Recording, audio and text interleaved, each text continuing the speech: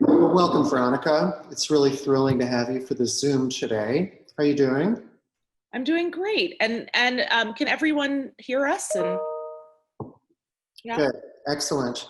So a brief introduction to Veronica, who is the curator of modern contemporary art at the Blanton Museum. Previous to that, she had worked at the Indianapolis Museum, also at MoMA and at the Whitney, and she was the director of research for the LeWitt Catalog raisonné of wall drawings with Susanna Singer, who's a really good friend of both of ours. So welcome, Veronica, and why don't we start with how I really came to know you, which is Sarah Bacon introduced us, but I got to know you through this book, Converging Lines, Eva Hesse and LeWitt, which is a book that I kept on my bedside table for like a year and a half. I looked at it every single night. I mean, it is really an amazing book, so thank you for that. Oh, that book and that project was really one of the greatest, most personally and professionally rewarding experiences of my life. So it's the book that keeps on giving, even though it's out of print. Sadly out of print. I've given so many copies away, and then I looked this morning, I think I gave my last copy away, and it's actually really expensive now to get. Yes, you're being a very nice friend then.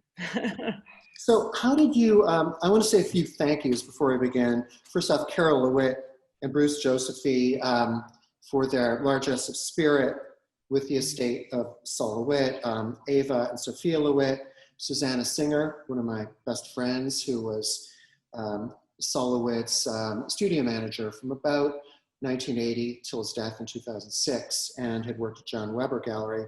Max Winkle, who is a friend of mine in Rome, who introduced me to the R series, Steve Henry and Paula Cooper, and my gallery staff, Hasey, Liz, Dylan, Dina, who will be starting, and Jeanette, who watches me go on these incredible,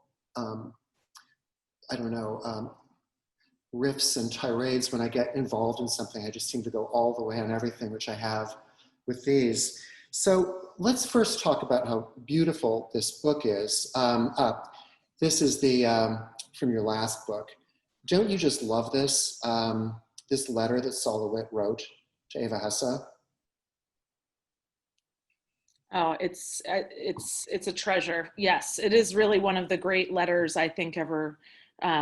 One of the great letters, period, let alone between artists. And it also brings me a lot of joy when I used to do studio visits in person, I would often come across this letter pinned on artist walls. So I think it's been a source of inspiration for a lot of people when they're struggling and finding themselves at an impasse.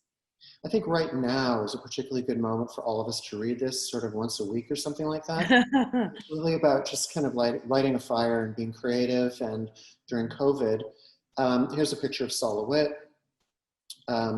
Did you meet him? Yes, I'm not seeing the image of Saul. I'm just seeing an image of me for what it's worth. But I'm sorry. So I'm going to fill you in on the screen. Then we have a picture of Saul in his studio. Yeah, he's a lot cuter than I am, so I'd love to see him rather than me. But I was very lucky to meet LeWitt. I met him when I was a baby in the art world. It was my first job at the Whitney Museum as a curatorial assistant. And I have to say, I didn't really know the work well, even though I'd gone to Williams College. Mass MoCA was only being built at the time. So I was more familiar with his writings and less familiar with the work. And it was such a great experience to get to know the work in person and hire some of the drafters to help make the wall drawings. And yes, and I can definitely share some stories about that. Amazing. So, there's Veronica, who wrote this book, Converging Lines, Eva Hesse and LeWitt. This is the letter which LeWitt wrote to Eva Hesse, which is like this incredible pep talk.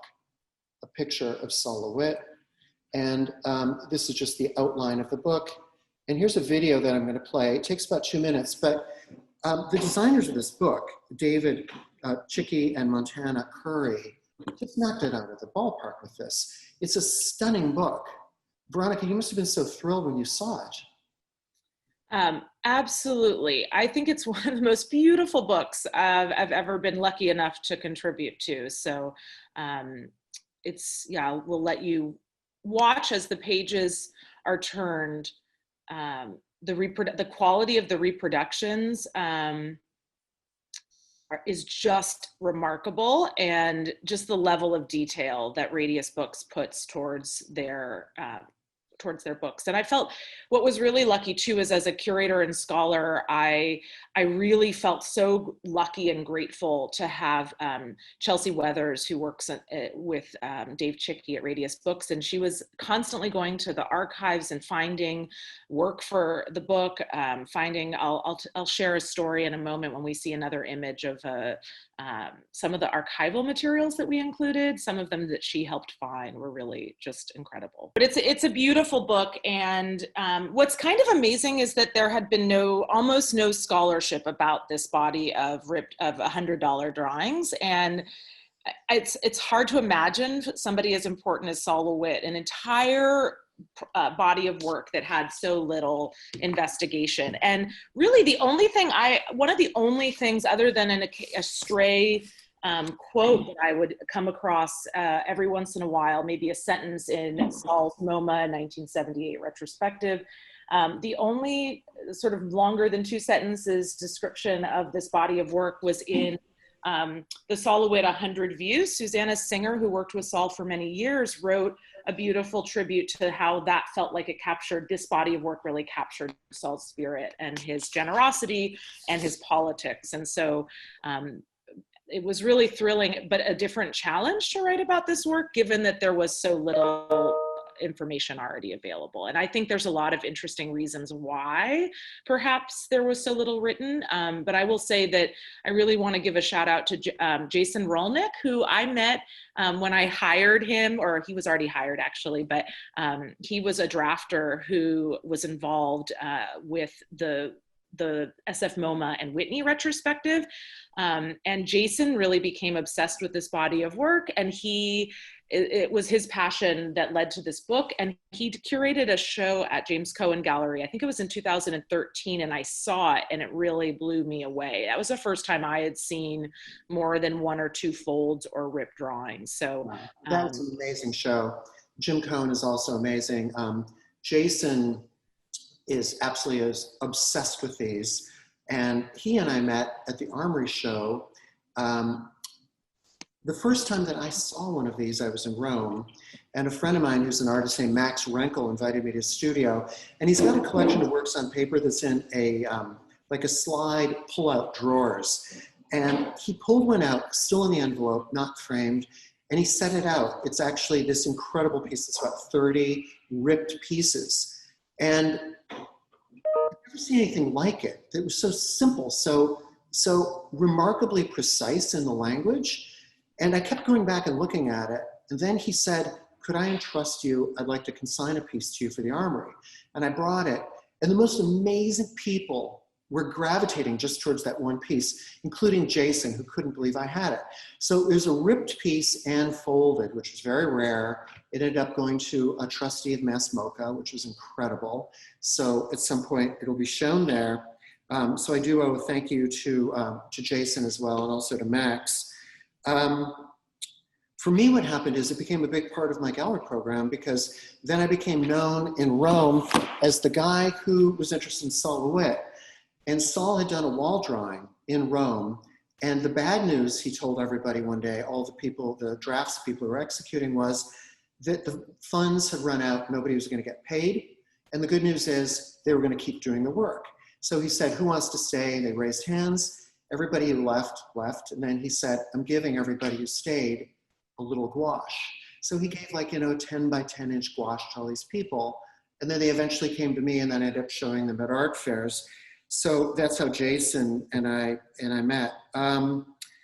Let's talk about the title of your book, Not to be Sold for More Than $100. Can you talk about that a bit? What a great title. And I cannot say that I came up with it. I am actually really terrible at titles, but I love that you see Saul's handwriting on the side of the book. On the spine of the book is Saul's handwriting. And this title comes from what Saul wrote on the back of his folded and ripped drawings that he referred to as $100 drawings. So I think it's just fascinating that he set the price for this body of work, and it was very much part of a concerted effort to work against to make art accessible and to work against the notion of art as this kind of rarefied commodity. And I think we still think of art as it is a rarefied commodity. It's most art is extraordinarily expensive. And obviously $100 in those days was a little different than it is now. But I think that the fact that he sort of set this price to make it available and accessible to folks is so Saul. But it's also a challenge, right? I mean, it was a utopian enterprise that was also admittedly a bit futile, in the sense that I think that the gallery that he showed with John Weber was able to keep that price, put it on the invoice, that if you were to resell this work, it needed to be resold for $100. But at the end of the day, many of these have come up at auction for far more than that. And I don't know if anyone has still passed it forward or sold one for the original price. I suspect that that's not the case anymore. Challenging. I did a conversion. I'm not sure if I have it here, but $100 in 1966 when he began is $724.42. But by the time you send it to your conservator, because a lot of them were really not framed well at all. Yeah. By the time you frame it, and by the time you have transportation, you're way over 724. So, I don't think he was asking people to lose money, but I, as an art dealer, find it incredibly challenging because it feels somewhat transgressive, like you're breaking the rule of the guru who you are following. Right. No, and it's so funny what you say about the cost of framing, because one of the fun discoveries as I was preparing the essay, I spoke to Saul Ostro, who's a professor and an artist himself, who knew Saul and had made a wall drawing at some point. And Saul had done, so it's two Sauls, I know it's confusing, Saul Ostro and Saul LeWitt, but Saul Ostro had done an interview in Bomb magazine with Saul LeWitt, and there's a great mention of Saul Ostro purchased a $100 drawing I think it was in the 70s or 80s, it was not very recently.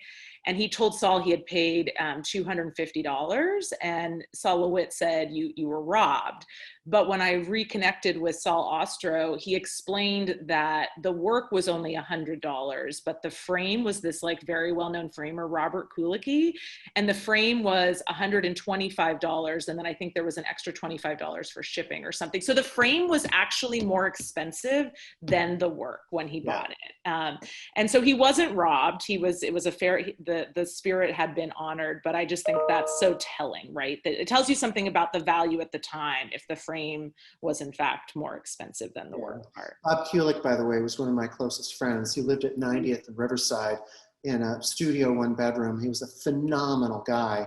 He's the one who invented the plexiglass box frame and all sorts of other things, but he refused. He was also anti-commercial, like Saul LeWitt, in a sense that he refused to take a patent on these things. He didn't want to get extraordinarily wealthy. And he was exchanging things with artists. So Barnett Newman, for instance, when he was impoverished, he traded a zip painting with Bob Kulick for a frame. And then Bob didn't want to sell it and make money, so he donated it to the Philadelphia Museum, where it still is. I wanted to get at one of the core things. First off, let's define what the $100 drawings are. It's basically ripped, folded, and we're looking at one right now, which is a later one. And we should say that the R series stands for RIP, and then he numbered them. Can you talk about the numbering a little bit and what it means? And let's talk about, we know that Saul loves systems, and he also numbered his wall drawings. So, but I think, he wouldn't always number something number one, because I don't think he always knew when something was going to become an ongoing body of work. So what's interesting is, as you mentioned, James, the $100 drawings, as far as we know, include sort of three bodies of work: the folds, the rips, but also these cut out photographs or maps that he also made sort of more in the mid to late 70s. And this body of work kind of spans, the folds came first in 1966, and then the rips come in 1971. And essentially, it's a body of work that numbered almost 1,000 or over 1,000, we think, works by the end of the 70s, and he stops making them roughly at the end of the 70s. So it's the 1970s and late 60s which I think is important, you know, body of work, which I think is important because also we need to understand that the art market was very different then. You did not have, you know, there were not that many sales being made. It was not a wash in money the way it is now. So I also think not only was he making this accessible, I actually think they were probably supporting dealers in a significant way. If Right. you could sell a couple of $100 drawings that you could, by the way, ship to your dealer in the mail, you could send to your Amsterdam dealer in an envelope. I think that was a really viable way of supporting his gallerists too. And then to your question about the numbering, and also I think there were a lot of challenges when I was looking at this body of work. One thing I was wondering and curious about was why only some works have R numbers. So like there are a couple of folds that do have R's, but for the most part, when you look at the folded works, they don't have an R number attached to them that's visible. And whereas most of the ripped and torn works do have an R number, and many of these the map of Florence, I think you can barely make it out in the book, but it does have an R number, R855. And I think, you know, it was similar to his wall drawings in that he did, because this was part of an international network and he was sending these to dealers all across the world, he did keep track of them in that way and keep numbering.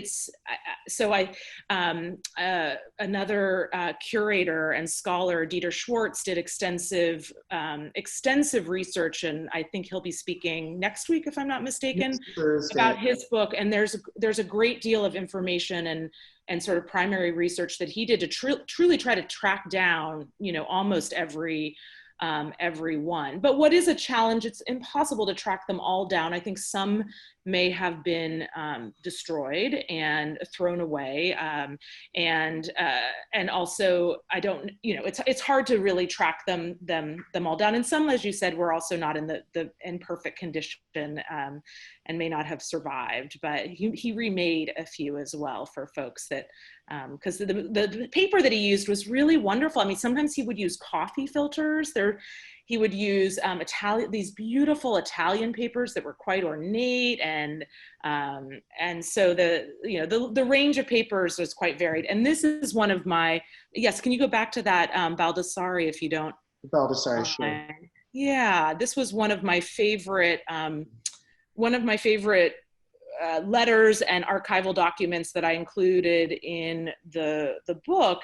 And this was a letter that I found at LA MoCA. They own, this is now, if you can, I don't know if you're all able to see it, but it's a wonderful letter from an art services company to John Baldassare in 1972 that basically apologizes for throwing away Saul's drawing on white paper with the 4 folds in it.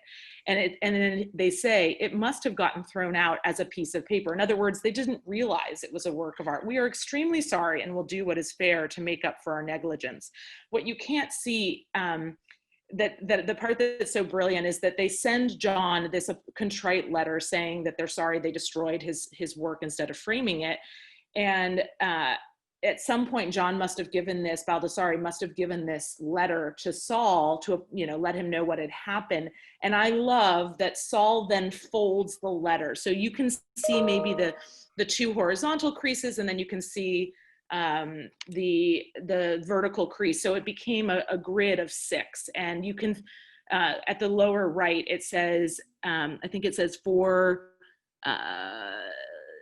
I can't read the first part, but JB for, you know, John, fold, I think it says fold for JB, Saul LeWitt, and then it's dated to make clear that this is now a work of art, which is in MoCA's collection. So there's something kind of delightful about that acknowledgement of what had happened, but then also sort of redeeming this catastrophe and you know, death of a work of art.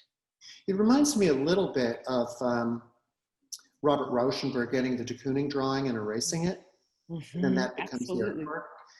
It's the same sort of thing to me. Here's another one which I thought you might want to talk about. Can you read that, Veronica? Yeah, I can read that beautifully. And I just wanted to say how great it is that other artists of Saul's generation and a bit younger received some of these works and also were able to share recollections with both me and Dieter Schwartz about their history with Saul. But I was having a conversation with Alan McCullum, who it was about something completely unrelated to Saul LeWitt, and he asked me about what I was writing about, and I said, oh, the $100 drawings, and he said, oh, I still remember when Saul put an ad out in Art Forum in I don't know if he gave me the year. I think he just said in the 70s.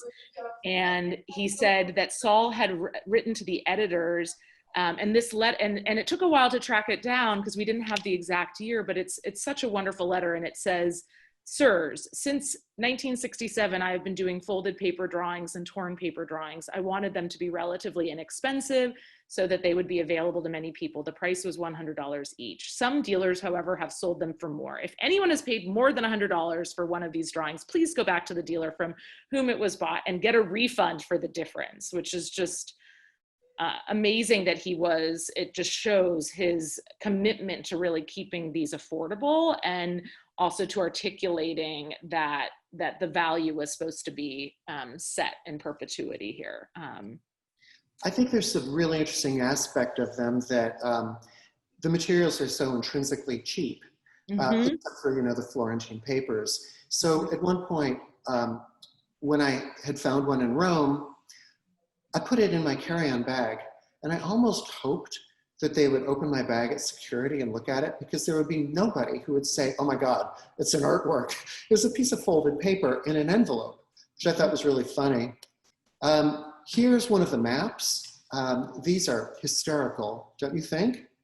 Oh, I love these. And maybe this one's not hysterical to most people, but it depends on what he's connecting, the shapes that he's removing. But this one, I believe, is wonderful, sort of the art and projects. These are art spaces that he was connected to. So and I think in a couple of cases, though, he might have chosen restaurants that he liked and, cut out the spaces between restaurants. We probably have a few other examples. Some of these have a slightly autobiographical, but it's wonderful to take these, geometric shapes, trapezoids and triangles, and have them be sort of these arbitrary but personal locations. And Kristen Swenson's written really beautifully about this body of work. She's a scholar at, I think at UMass Lowell, and she's written quite beautifully about and connected these to other artists from the time. But I've always loved these maps. And these are mostly commercially made maps that he would have been buying. So this is also where I mentioned things weren't always in great shape. These are just like the cheap map that you would buy as a tourist, potentially. So the next one is one of the ripped pieces from '71. So, I thought about the speed of the rips. Do you think about that, Veronica? Like some of them look like they're slow rips and some of them look like they're really fast rips. No, that's right. And I think it's what I thought was interesting is the way that even the language rip, that he chooses rip. To me, that has a certain action and sort of intensity to it and kind of weight compared to tear, which is a much more elegant, like to tear something. To rip has I think it's interesting that he chose that word. He sometimes referred to them as tears too, but it is an act in some ways of reducing the value of something, right? When you rip something, typically the value goes down. So I think there's something embedded in the action that is flouting, the, like if you get something at the museum, a drawing that's ripped, typically, you send it to the conservator and it's a problem. And right. Here, of course, it's a deliberate act and it's a joyful act. But I think it's interesting that he seems to have used a ruler or some sort of, sometimes like some sort of device to tear sometimes straight lines. So for example, there's some beautiful ones with coffee filters where the tears are more like the folds. They're straight, they're precise. Whereas this one that you're showing, R371, there's a straight edge of a paper on the left, but then the rest of it is quite loosely, very loosely ripped. And for me, I was thinking about this, and I write about this in the essay. I was really thinking about the way the folds generally are straight lines and the rips are not straight lines, and how this connects to the same vocabulary he was using in his wall drawings, the straight line, the not straight line. And of course, I was drawn to this and thinking about this because the not straight line in his wall drawings is indebted to Eva Hesse. So I see there being a parallel in these body of works on paper. And this is why I ended up including several of these works in my Converging Lines, Eva Hesse and Sol LeWitt show. Right. So the next slide is a folder drawing from 1972. Beautiful. Absolutely beautiful. This is the one which, no. Is it in your show? Is it behind you somewhere in there? No, this is a folder drawing from 71. I'm just going to show a range. Sometimes you use this incredible blue paper or yellow. That's one that's actually in my collection, which I find it impossible to sell these things because I hate to give them up. They're really not that much monetarily, and I love them. I'd like to keep all of them, but we've sold a lot. Here's another one of the photographs. Oh, and I love this, the inscription between Amy Baker's apartment, Sol LeWitt's loft, and 420 West Broadway, which I believe was his gallery.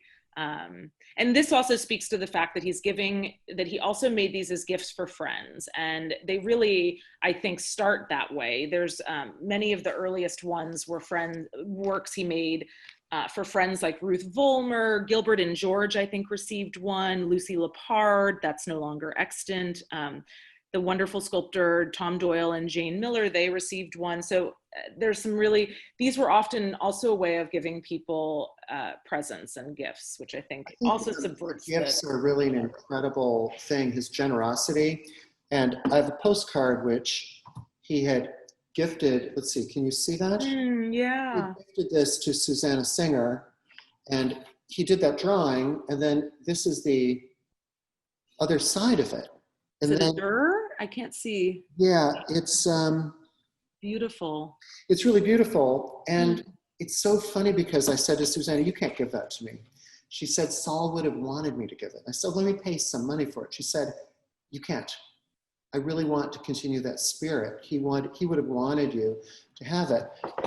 This is a catalog, which I'm just going to show visually. This is the Moma Catalog. Yeah. And Sol did the design of it, the graphic design. And would you talk a little bit about his work at MoMA?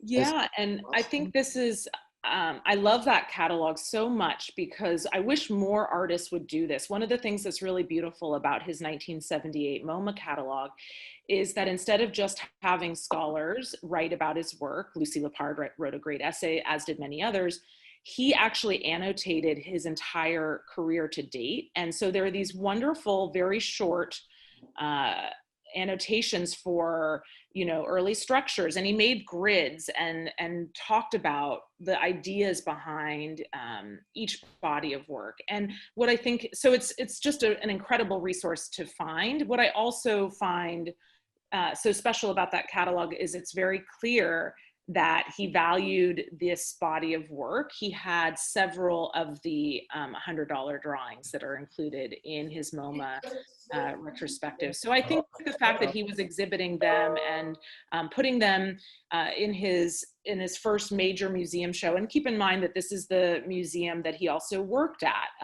as an employee for many years, for quite a long time, when he was sort of floundering as an artist. And he worked there as what he referred to as a night watchman.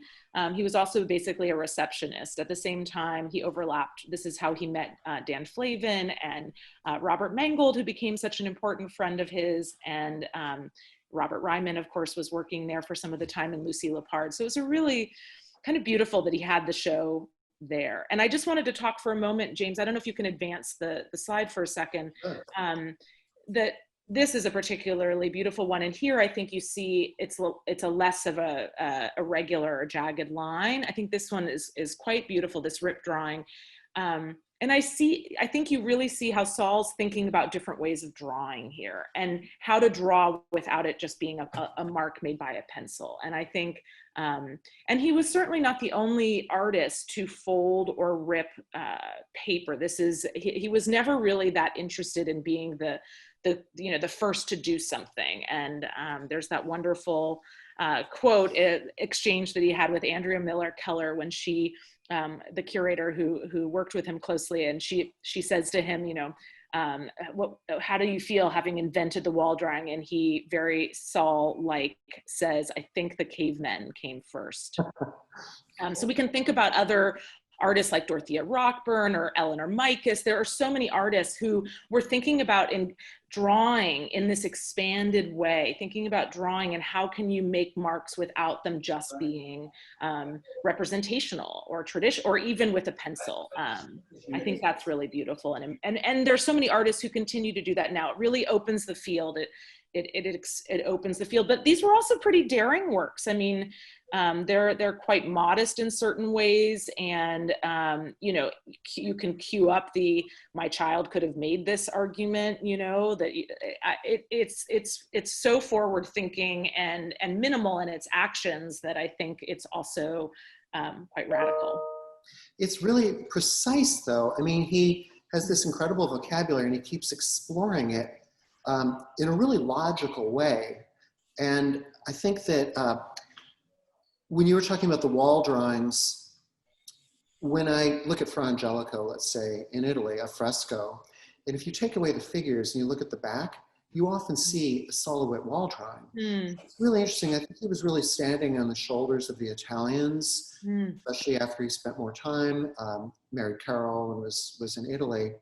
I think that, could you talk about, for those who don't know conceptual art, could you define it and explain what he's trying to achieve as a conceptual artist? Yeah, and it is a term that I think gets used in a lot of different ways and can be confusing, but he really talked about conceptual art as work that is rooted in an idea. So the idea might be here to rip a sheet of paper, cross the diagonal, and then to rip it 2 other times. The concept might be in a wall drawing to have lines in 4 directions within 4 squares. So it's an art that isn't based on, for example, representing a person. It's not representational in those ways. It is idea driven. But it was important to Saul that the ideas be manifested. It wasn't just a concept that got stuck in a drawer. I mean, for the wall drawings and for these rip and tears, it was important that they actually have a visual form. For some other artists, a set of instructions might be enough, in fact. And it is a pretty radical way of working. And it's also, it really takes away the idea of skill being connected to the hand, and this idea that we've had for so long, that the talent of an artist and the skill of an artist is really commensurate with how well they draw or how well they paint in that way, with the hand and the skill. But it opens up so many different ways of thinking and making that I think has been profoundly influential in ways that other art groups or movements like minimalism have actually been less, in spite of being influential, have been less influential, because this is just, it's an entire framework that so many people can adapt. And so many of the people who consider themselves conceptual artists, what's beautiful is that their work looks nothing like Saul's. It's not about formalism. I'm going to go through some of the pages in the book. The last one actually is interesting because it's some, really beautiful, I assume that's Italian paper. Yeah. And just ripped at the edges. Another map. This is in your book. Is there anything you want to say about this page with his notebook? Just that we're so lucky that he held on to these. He often would. What I love about his notebooks is, he'll mention having visiting Eva Hesse, or having lunch with Ruth Vollmer, or hanging out with Robert Ryman. But they also include, in many cases, working drawings for trying to keep track of all the different permutations of an idea. So when he was working on an incomplete open cube structure, he'll jot down notes. He'll also keep track of who he sent something to. Okay, I've sent 4 folds to, Anne-Marie Verna, and I think that. So he's also keeping track of where things are going, and sometimes numbering as well in here. There's another photograph, mid-Manhattan from '78. So these are still pages from your book. This is actually our lower gallery right now where I'm seated. So this is part of my 40th anniversary show of art dealing. And I wanted to do the Saul LeWitt R series, the $100 drawings, because they've been such an important part of the gallery. This is really an interesting piece, R41. Apparently he did 2 R41s, I read, which I think is really interesting. But we got this and it was mounted onto the backing, and I sent it directly to the framer. They decided to cut the backing out rather than take it off and reconfigure the 4 elements. But I heard a story, I wonder if you heard this also, that he would go into John Weber Gallery with a bag with the 4 elements and say, get it to your framer. Did you hear this story? No, tell me the story. It was Jason who told me. And what happened is, they said, well, what about the spacing? How are we going to do that? And he said, the framer will do it. So you could say it's controlled chance, but it's actually control, as Julian Lethbridge pointed out to me about a week ago, because that is his mandate, that the framer dictates the spacing. So it could have been an 1/8 of an inch, it could have been a 1/16 of an inch between the 4 of these elements. Here's one with 5, R88. These are all works in our show. This one's sort of interesting because it feels a little bit figurative, doesn't it? Yeah, that is interesting. No, and just when you're so lucky to have a whole show of these, because to see the different kinds of lines he's able to make, yes, the relationship between control and improvisation, they're quite wonderful. These are really about as far away from abstract expressionism as you could possibly be, don't you think? Absolutely, absolutely. I'm being told we don't have much time left, so I'm going to go through this. This is one that is ripped on the edges and folded, R122. So this is a cut piece. But what's interesting about R122 is that the cut doesn't extend all the way to the other side of the page. So he's using a ruler or something here, something to, end that line. There's also a pencil dot in the middle, so he was always trying to look for the middle. This was interesting because it's actually folded and then ripped, but the rip doesn't follow the crease of the fold exactly. So that's R70. We included some works that were a little bit later or not part of the R series.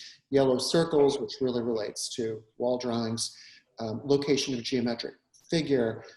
These are really interesting because these run-on sentences where they're the simplest words, but you can't follow it. Your mind can't follow the, this is a great quote, don't you think?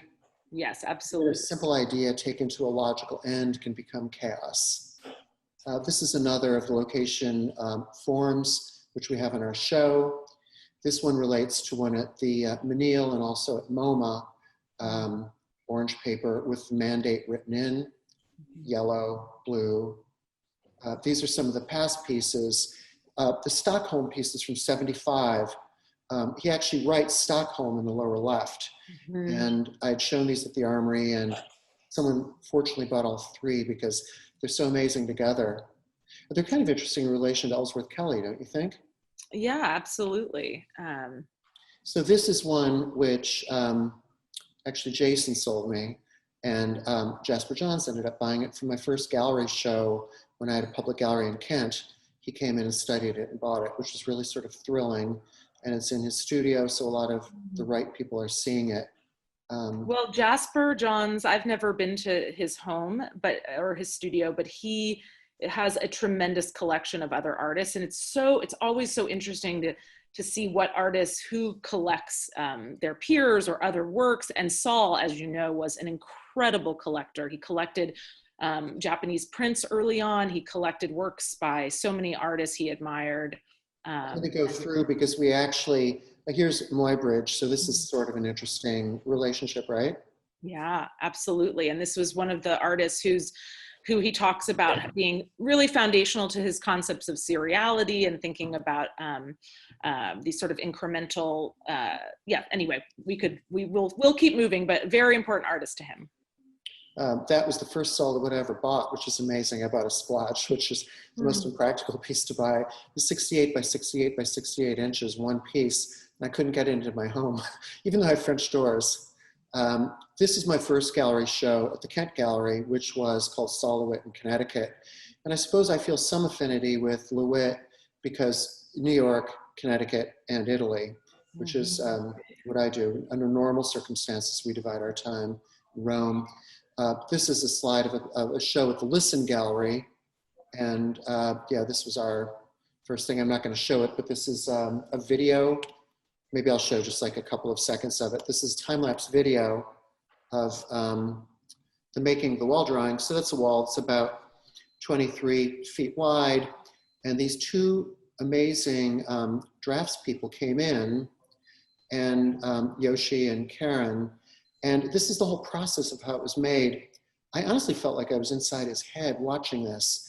And on the lower right, there's a very interesting thing that happens pretty soon where you see the second band up from the lower right gets painted out white because he's using this mandate of just 4 colors in a particular order, in a particular way they're applied. And when one was forgotten, one coating was forgotten, they had to go back and they had to slow down.